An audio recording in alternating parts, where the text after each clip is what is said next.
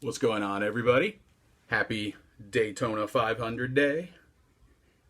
Man, I feel like since the end of baseball season, all I hear about is, oh, 62 days until baseball season or until pitchers and catchers report. And this week it's all, oh, top series one videos. I'll just say my viewing's been very light this week because I don't need another series one video unless it's one of those, 10 people that are a must watch. So as it applies to things going on in the YouTube community right now, I guess you know where I stand on things.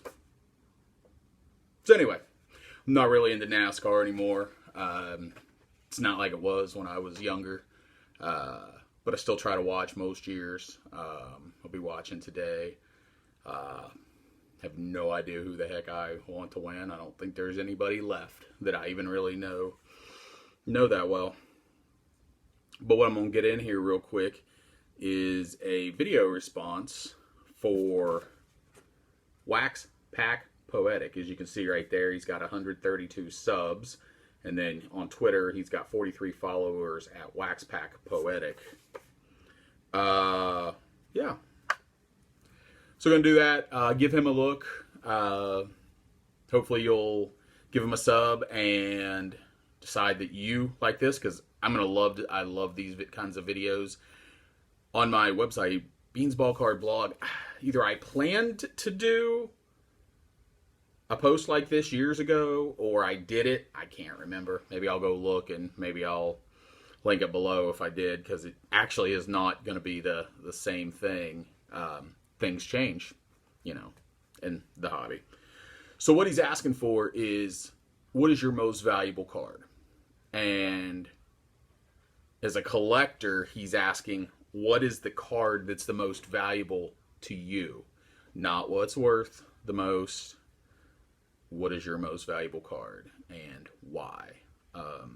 I've been collecting since 1987.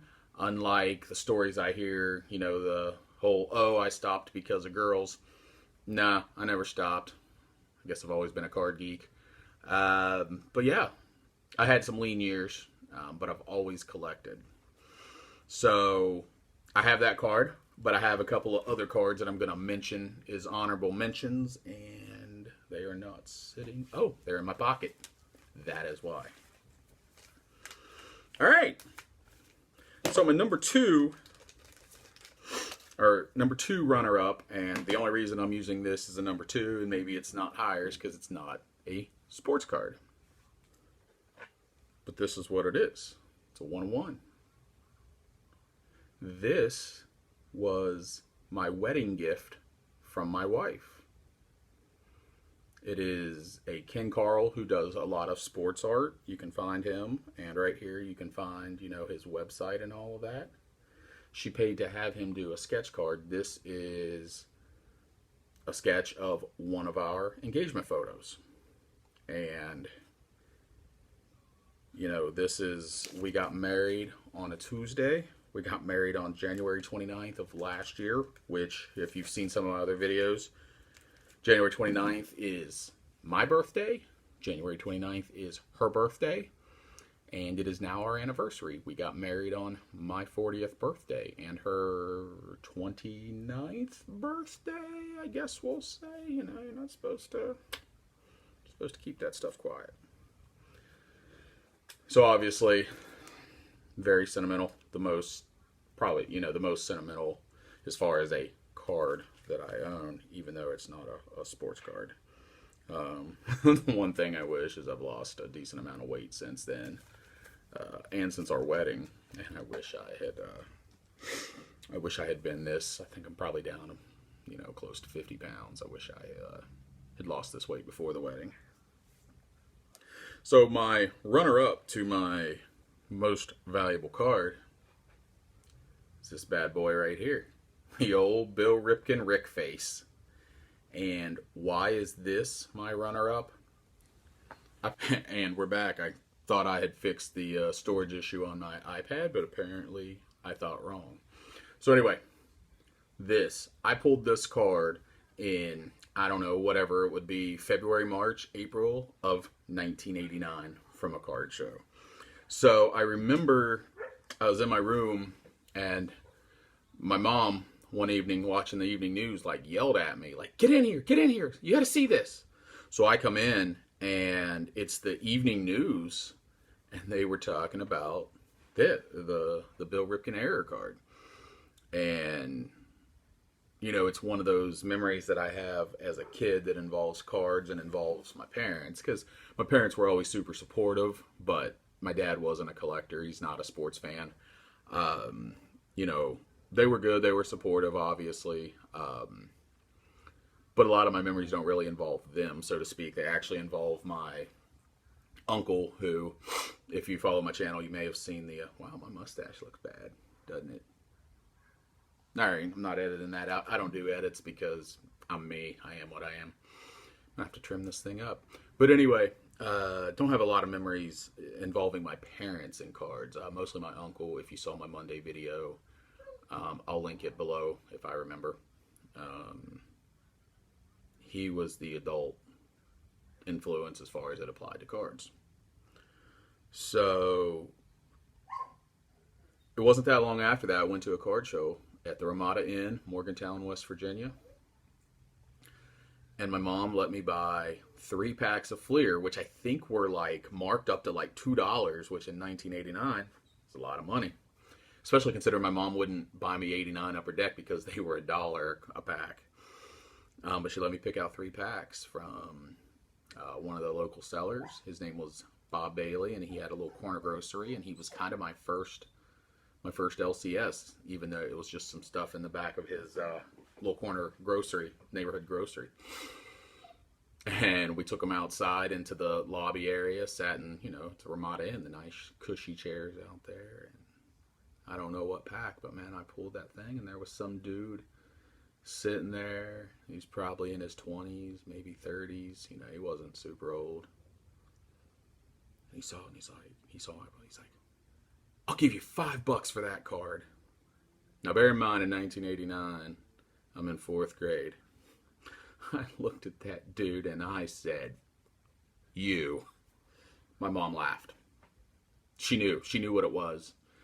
I wasn't a bad kid, but, so I think that's why I got away with it a little bit.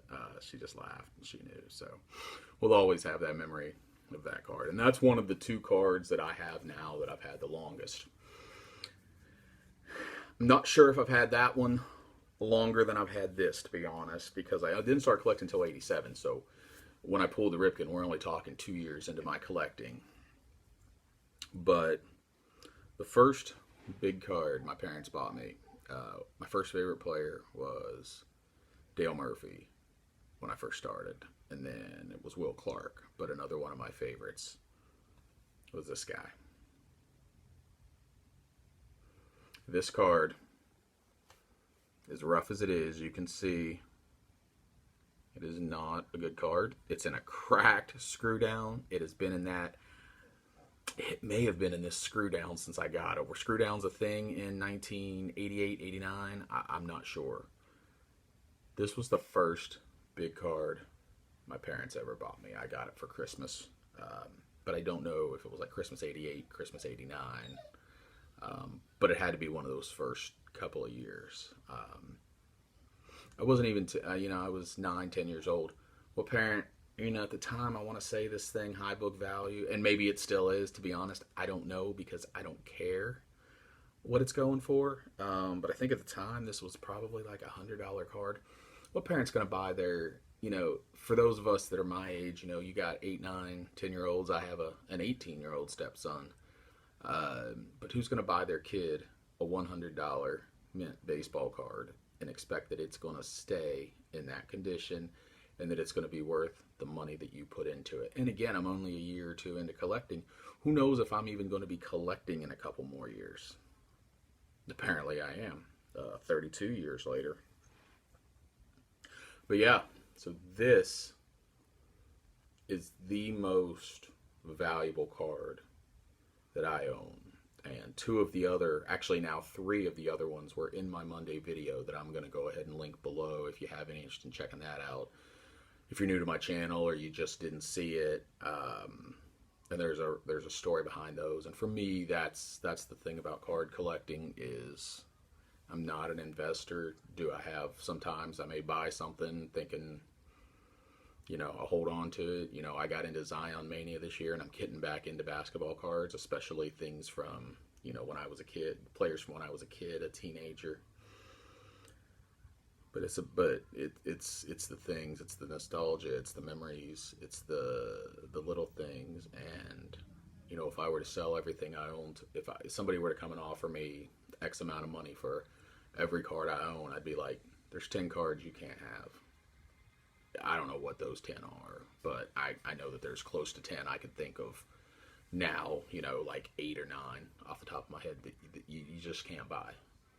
Because every time I look at them, it brings back that memory. And, you know, maybe it's just those of us that have collected for 20 or 30 years, or regardless of the years since they were a kid, that they evoke a memory, they evoke something, they bring back something that makes you smile, that gives you, you know, happy thoughts. And to me, that's what collecting is about. It's not about pulling a freaking Juan Soto, sending it off to PSA, getting a 10 and flipping it. That ain't what this hobby's about. I'm not saying it's wrong. It's just not, that's not my hobby. That's not what I do. Even these basketball I'm buying now, like I said, it's because it's a memory. It's because it's these guys that I grew up watching on the NBA on NBC or whatever, because I didn't grow up with cable. So those NBC games were what I got. And NBA inside stuff, you know, those were the things I got. The '92 Dream Team, you know, we all got all of those games on. It was probably NBC. I don't remember who had the Olympics then, but I want to say it was probably NBC. So that's my story. That's my entry. I'm excited to see others. I don't know how many people have entered, but I've seen a handful of guys. So I encourage you to go check out his channel.